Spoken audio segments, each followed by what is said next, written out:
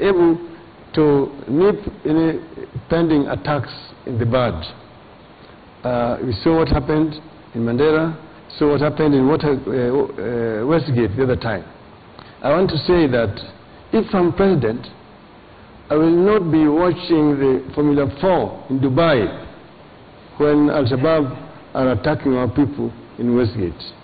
I will lead from the front, and I think that this government has not done exactly what is needed to provide sufficient security for our people. Honorable Odinga, sticking to the Al-Shabaab question, I would like you to respond to some of the accusations that have been coming through from the government. Back in 2015, I think, when Mpeketoni was attacked, President Kenyatta, who is not here tonight, claimed that the attack in Mpeketoni was political. Last week, in the wake of the attack that included the kidnap of PS Mariam El Mawi, Coast Regional Coordinator Marwa Nelson claimed that politicians were behind these attacks. Both suggestions by the President and Marwa were pointing inwards, that is within Kenya, that politicians within Kenya were behind Al-Shabaab attacks. It is most unfortunate, Linus, that the government, and particularly the President, should be playing internal politics with the matter of security, particularly where the lives of Kenyans is concerned. At that time, allegation was made that it was a work of some local leaders.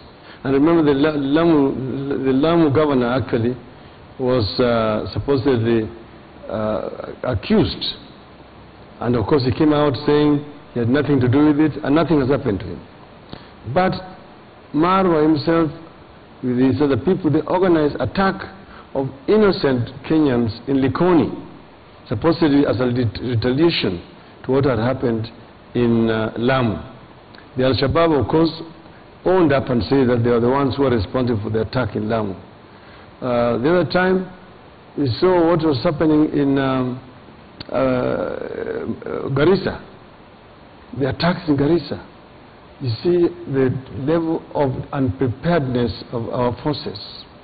When students were attacked in Garissa and they were crying for assistance, it took more than 7 hours for us to send support from Nairobi, for the Kenya Air Force to send support to go and rescue those students in Garissa.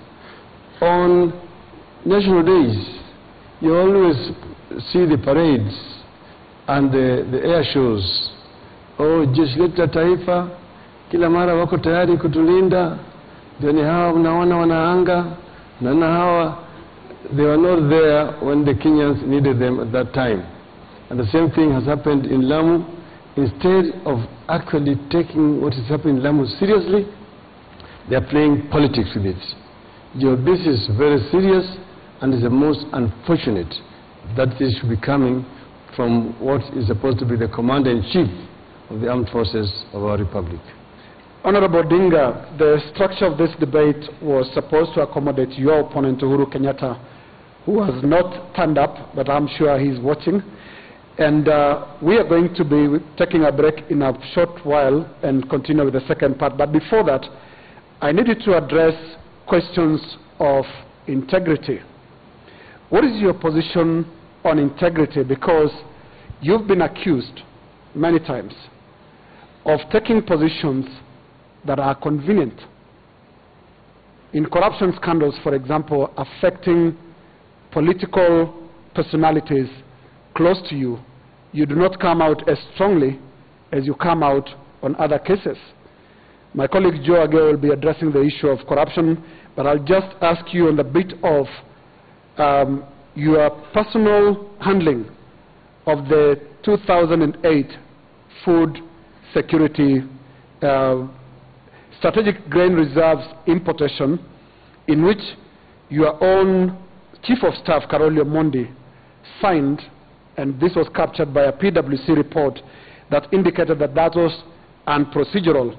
And indeed, you are also in the middle of what was then a maize importation scandal. Thank you very much for that question. Now, let me go straight to the specific question you've asked about maize scandal. Remember, the maize scandal itself was a bigger scandal. But before I go to actions I took, there were people who had been mentioned, including ministers, in that maize scandal. There were two of my officers, my chief of staff and my permanent secretary. I immediately asked them to step aside so that the investigations could be carried out. With respect to Mr. Karoli Omondi, the investigations were carried out by PricewaterhouseCoopers. Because yes, Mr. Karoli Omondi had signed authorizing the National Cereals Board to do the importation. What had happened was that there had been delays by the ministry and the NCPB to place the order for maize consignment coming from South Africa. As a result of which, the prices had gone up because the port of Durban was not available and they had to ship to Maputo. We had to go to cabinet to seek cabinet authority to pay additional 14 million shillings for that consignment. Once the cabinet had authorized, I instructed Karoli Omondi to inform the Cereals Board that they must place the order immediately so that the cost does not go up again. The Cereals Board then demanded that he signs that he had authorized. I told him the memo was going to come from then the head of public service, Mr. Mdaura, containing the cabinet approval. That cabinet approval was eventually shown to Pricewaterhouse. Mr. Karoli Omondi was cleared. The same thing with my permanent secretary. But you need to know that I also suspended the minister in charge of agriculture, who had been giving his friends letters to go and take maize from the National Cereals Board, the current deputy president. But that decision was countermanded by the president. And I would like you, Honorable Odinga, to be more clear on the issues you're addressing right there. The meeting of the 30th July 2008 in your office, attended by Naomi Shaban, Minister for Special Programs, William Ruto, Minister for Agriculture, and John Mishuki, Minister for Finance.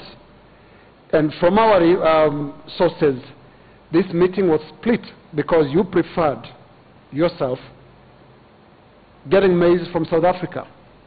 Naomi Shaban and William Ruto, on the other hand, preferred to get it from Tanzania. And it seemed, according to the details of that meeting, that you lost that argument. I did not lose the argument. I was the Prime Minister. I did not lose an argument. We were very flexible.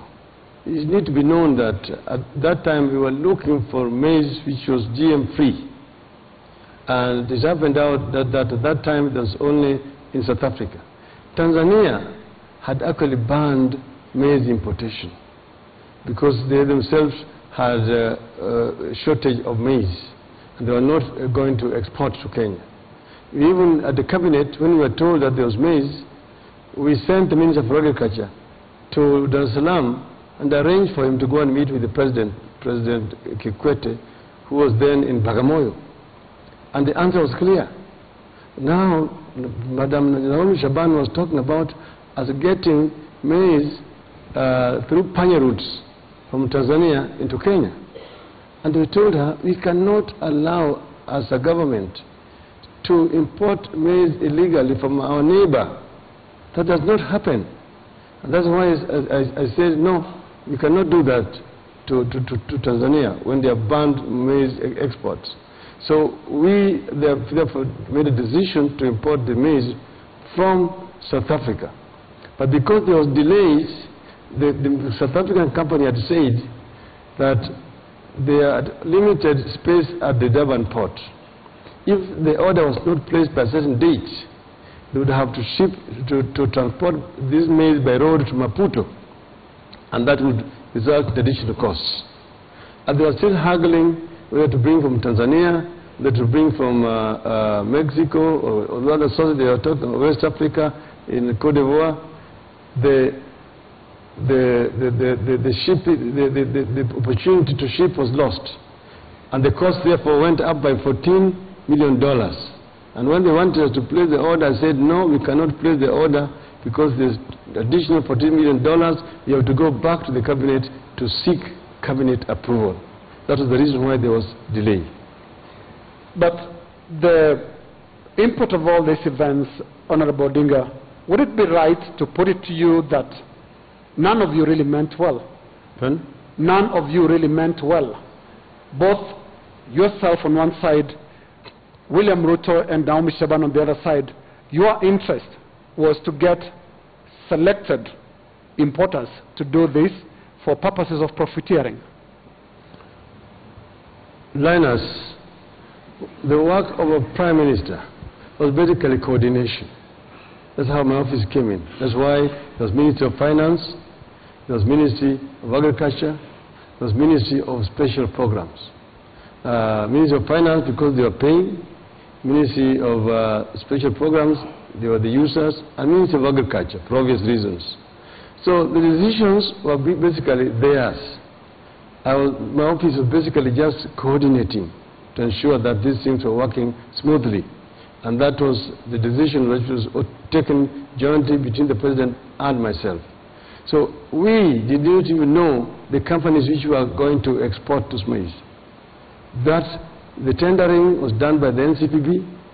Everything was done under the Ministry of Special Programs and Ministry of Agriculture. Us was just to sit down, and these were brought for us, and to decide that this is what is workable, this is what is working in terms of our interests as a country. This is where we are going to get value for our money as a government. So we were not involved. Office of the Prime Minister does not procure. The Prime Minister just coordinates the functions of the government. Integrity is the question, and Honorable Odinga, that on that note we take a short break. When we come back, Joe Agio, my colleague, will be proceeding with this, forward with this conversation. Join us shortly after this.